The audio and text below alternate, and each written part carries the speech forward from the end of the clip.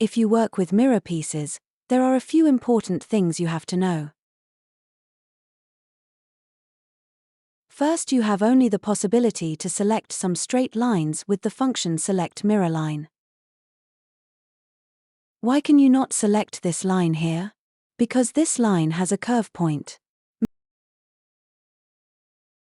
Maybe you think it is enough to delete this curve point. Yes, now the line is looking like a straight line, but for the system it is still a curve. In this case, use the macro curve to mirror line instead of the CAD function split piece. Second thing which is important if you lay markers, especially if you work with variable styles and lay markers on folded or tubular fabrics, the mirror line must be exactly horizontal or vertical. If it is not the case, the function check piece indicates the message mirror line is neither horizontal nor vertical. You should correct the piece.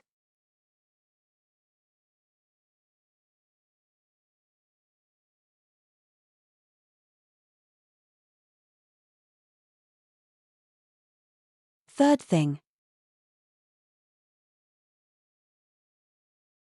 If you have a piece which has already a mirror line, it is not possible to select a second mirror line.